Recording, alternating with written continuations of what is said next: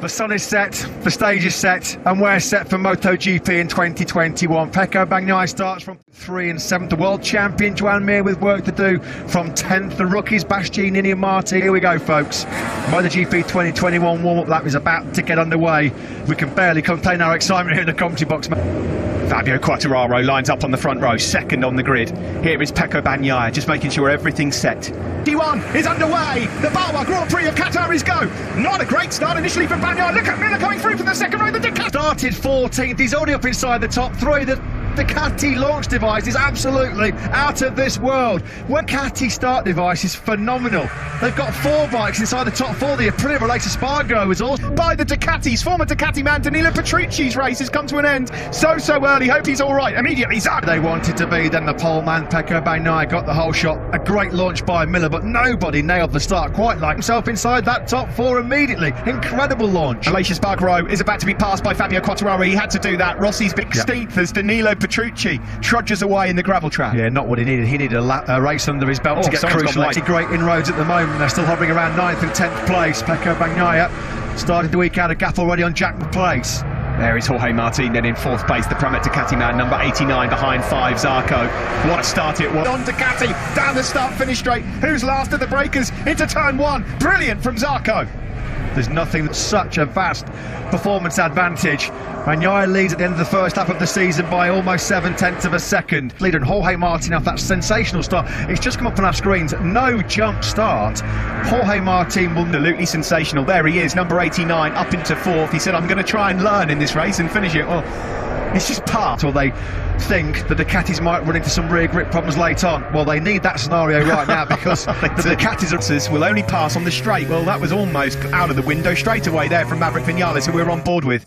They're ahead of Rossi. Then it's the Suzuki. One of the best starts I think we've ever seen. We're on board then now with Maverick Vinales, looking ahead at his teammate Fabio Quartararo. Places behind Oliveira. Again, Maverick Vinales having a look at the inside of Fabio Quartararo. For the Italian, a 1:55.321.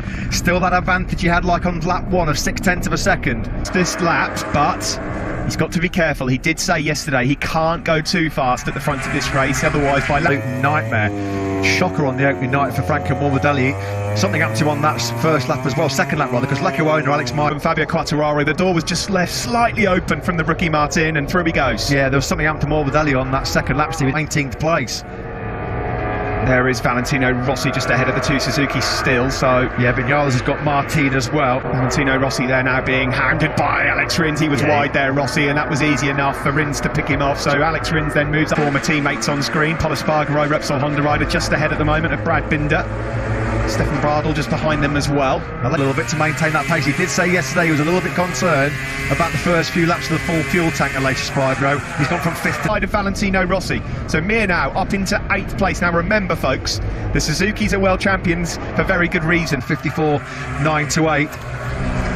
It's the gap between him and Jack Miller in 3rd place. It's just around. And he's thinking, I'm not going to go for it right now. I'll let the race come to me. As Rins, he had to make that move. He had to make it stick at turn 6 per second quicker than Pecco Bagnaia on that last lap. And the gap at the front, as you can see, has come down. You see, Bagnaia is not entertained. I do drop the hammer and get into 54 too quickly, well then I might hit those rear grip problems that everybody fears in the Ducati. The Suzukis and co to join in, and we may well have 7 or 8 riders in this. As it is at the moment, the early stages, I said yesterday, if you try and escape and push too hard at the start of the race, there's a risk you might get Quartararo makes a move. That was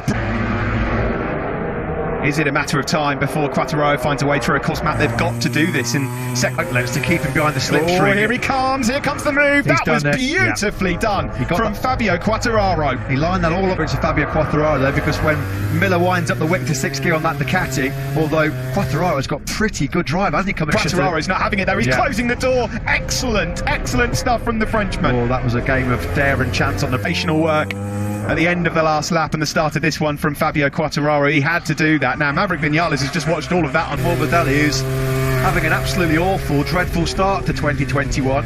What happened to him? 7th on the grid, 16th. He can't get into the 55s. There's definitely a problem, because Franco Morbidelli, that is just not reflectable now. We're on board here with Jack Miller looking at Fabio Quartararo up ahead.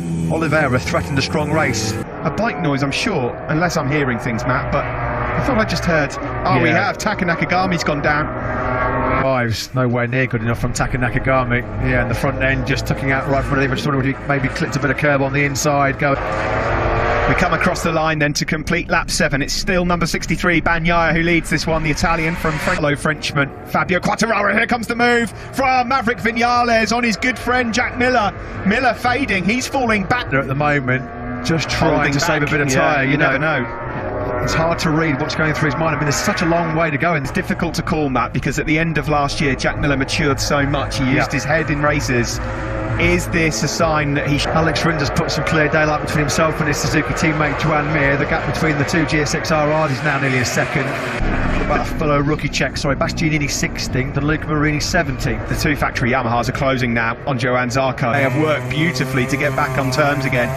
But Vinales knows he doesn't have to take any silly risks to get through on Quartararo, because Fabio's paid right on cue now. He's going to attack Quartararo, isn't he? No, he's not. But this is a good position for Maverick Vinales to be in, because he knows that Fabio the tail of Jack Miller, which can spell trouble, because if Alex Rins is there at this stage of the Grand Prix, we know how good he is with it. Vinales looks like, doesn't he, that he's got the better speed of the two Yamaha riders at the moment. He wants to make sure that we're just starting to perhaps stretch away from Fabio Quartararo. Fascinating race. So his wheel, the Frenchman will know he's right there on its case. Bagnaia still leads though. 10th or so in it, back to gone. Yeah, Johann Zarco, you've got to say, he's doing an excellent job here. He's kept his powder dry, used the power of the Ducati at first corner. He really is strong, a lot of confidence in that front tyre. Going into turn 1, braking from well over 3. Alex Rins, a 54.9, fastest man on that last lap. Aleix Espargaro finally dispensed of Martin. Look, not quite. It's coming. Rins fancies this one. He's done brilliant work from 9th on the grid. Wasn't suggesting they've been sandbagging, but he knew the threat that Rins was going to pose. So many riders talked last night about you can't discount, and Vinales did at turn 6. Yeah, Vinales also had another look at his teammate. We're riding on board now with Fabio Quartararo. Look at Maverick Quartararo right now. He'd be able to get on terms with Bagnaia and Zarco. There's 3 different battles going on here. He hasn't needed to. Here comes Vinales on Quartararo. He's done it on the straight. It will be the move into turn 1 that he needed. Good stuff. Out for the curve. There was no way that the Frenchman could then turn in. So Vinales up into 3rd place on the podium. Miller the nudge he needs to say, do you know what? I don't want to fall too far back. Maybe I'll push now. It's impossible to know what his game plan is at the moment. I'm pretty sure that Bagnaia and Miller have not done a 54 in this race, because they're thinking so much. And it went horrifically wrong in Mazzano. Will that be in the back of his mind? 52 Rins. There's a bit of a gap back then to the world champion Mir, who's just ahead of Aleix and Paul Espargaro. Well, he's still doing 56s. Franco Morbidelli in 19th place, nowhere near. Maverick Vinales' corner speed is so Maverick Vinales for quite some time, I'd wager to say. It is, yeah, and it's aggressive as well. It's not the best we've seen of him in a race like this. Here comes Miller on Quartararo. Has he got that move done in the slipstream? Fabio Quartararo. Free time, isn't it? Free time. The Ducati, once it gets wound up to 6th gear, you've got no chance. On this lap, may well just fancy a move on Johann Zarco. Is it coming?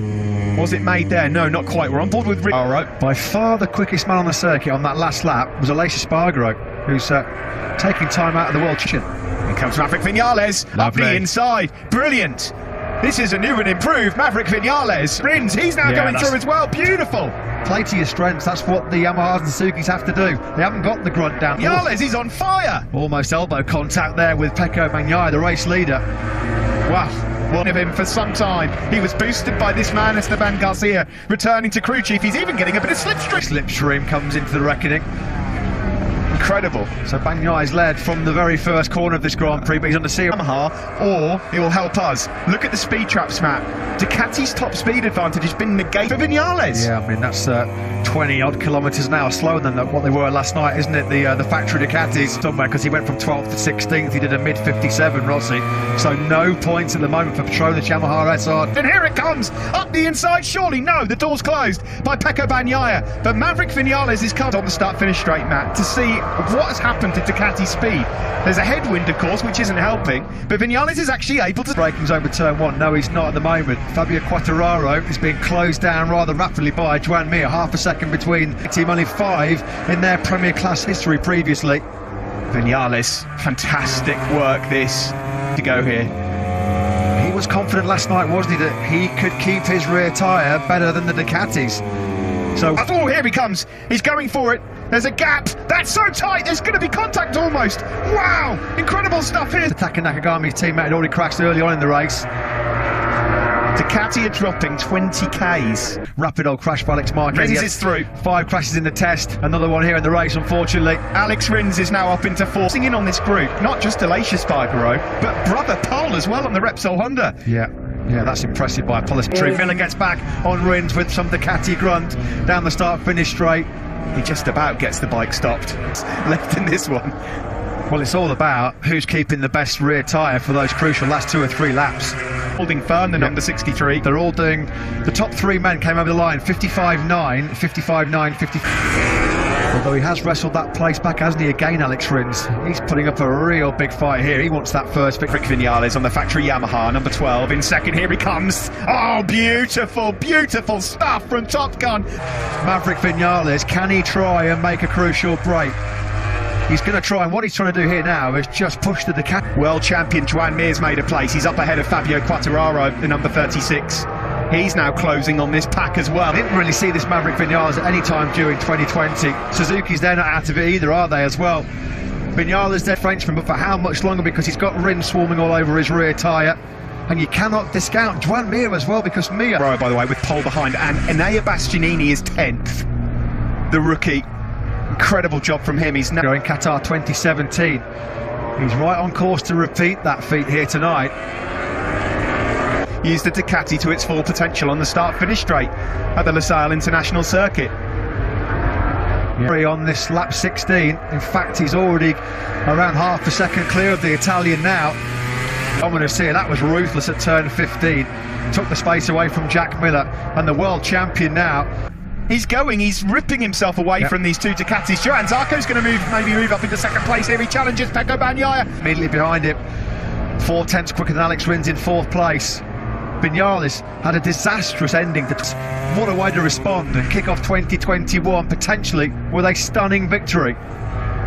Here with Vinales first, and is there going to be a move there from Alex Rins again? No, not quite. Rins on the brink of a podium. Bike on the podium. They might not have either on the podium at the moment because Pecco Bagnaia's got his hands full of Alex Rins, and that's on board now with Alex Rins, number 42. 3rd in the world. Again, the door slammed shut by Jack Miller. Zarco showing his class as well, isn't he, here at the moment? Top Ducati. Is it going to be coming at turn 15? No, not quite close enough. Well, Zarco said, Matt, it's his time to shine, it's his time to... Just not clicking for him and gelling right now at all. On to the home straight we go with 5 laps remaining. That's the battle for 3rd. Up ahead, it's Vinales from Zarco. There's Aleix Espargaro in 8th place. 12th to 16th, yeah. Mir on the inside of Rins. We did not expect this at all. A few laps ago, the world champion producing a world championship. And Zarco in second. Now he's by 1.5 seconds. Miller's got nothing left. Miller is just like a sitting duck here, isn't he? They don't have a bike on the podium. Probably best not to show another shot of Davide Tardozzi right now, because he's going to be grimacing. Good. And it's all gone horribly wrong when it really matters. They've still got Zarco in second on the Ducati, but it's not the factory team. This is just your classic Joan Mir performance from 10th on the grid. And we've said it so many times, if they get qualified, Mir was on Friday and Saturday, it's how you come out and respond, and his response has been pretty emphatic, to say the least. The Pramac Ducati, but he's struggling with rear end grip here, Johan Zarco. You've got to say, Zarco, though, has managed the rear tyre a lot better than himself into that comfort zone. He reeled off those brilliant laps in the mid to low 55s, got himself that comfortable buffer. It's clear as Zarco. It's going to take a monumental mistake by Vinales now to throw this one away. Yes, it's true. Somehow, because of maybe the confides of his life at the front of this MotoGP race to kick off 2021. It was a dream debut on the factory Yamaha test here in Qatar. Ducati were the red-hot bookies' favourites going into the night's race. Full amount of fuel, you know what I mean, that it uses to use full power and finish the race. So, you know, after those initial... They might lose second place here as well. Quartararo's been given a track limits warning. We've got a lap and a bit left. Mir in second place. What a salvage job that would be. What a rescue mission by Mir. Absolutely outstanding. I don't think even perhaps... The last lap of the race here at the Losail International Circuit. When it was rather handed to him on a plate by Bagnaia's mistake in Mazzano. This is a proper, genuine... It's the fact that he's had to get his elbows out in this to do it as well. It's really, really fantastic. Friday night, by going to turn up, you were wondering whether he was going to wilt, but no, he's been absolutely sensational tonight. Thoroughly deserved Quartararo as well. Rins's charge through has faded somewhat lately. Well, it tails from the start to now, that's for sure. And here comes Joan Mir on the last lap. He goes through, the world champion. Place it looks like he will do. Take my breath away, Top Gun. What a ride by Maverick Vinales. Oh no, Mir's been absolutely... Suzuki, they can't believe it. We can't believe it. It looked like Mir had it absolutely nailed on. He got hammered by the Ducatis. Did he just lose it? But brilliant by Maverick Vinales, one of the rides of his Grand Prix career. Look at this though, late on. Late drama as always. In 4 or 5 bites, he's wide. Clear. He's gone wide. He's gone wide. wide. He's doing there, Steve. That was all because he was trying to make sure this Joan Mir, that's going to be gut-wrenching for the Suzuki man. He'd done such a great job. That was all because he had a handful of throttle. With it being so dirty, it could have been launched over the handlebars. It was until the last corner. It's an exaggeration to say that was probably the finest ride of his MotoGP career. I quite agree. I'm going to hold my hand wrong. Can't get the start, full tank at the start. Something is wrong, but that was sublime. And it just came up short. Just a small mistake, the smallest of mistakes to keep the Ducatis at bay in Doha until yesterday after FP3. As a precaution, they had that second place. He went so deep, didn't he? 2 motorcycles behind you in that situation you don't want. There's 2 Ducatis. Sonichi Sahara and Ken Kawai. It was a phenomenal ride. This guy, phenomenal. I tell you what a brilliant ride from Johann Zarco. The leading to deliver podiums, and he's done it. It's been a humbling day and experience for Petronas Yamaha. And fiddle on his factory Yamaha debut to Maverick Vinales as well. Great job that. Just the minutest of mistakes at that final corner which cost him the podium. We loved it. The fans got... Let's hear then from Lynn Jarvis. What a ride from Maverick Vinales, I'm sure. Thoughts? Exactly that. What a stunning ride from Maverick. You know, we knew he had the pace. Could that be possible? I would have said no way. You know, because the 4 Ducatis just launched off the line, and it was difficult. A fabulous race. I think getting past Fabio at that moment was important. He was clearly faster. And then to... Big congratulations. Thank you very much. Yeah, you're not the only one, Lynn. You're not the only one. Third place then goes to Pecco Bagnaia on the factory Ducati. After a great qualifying early on last season. But congratulations. Maverick Vinales, the top gun, about to take him. And a big, big warm embrace between Vinales and his crew chief Esteban Garcia. Joaquin Aristegui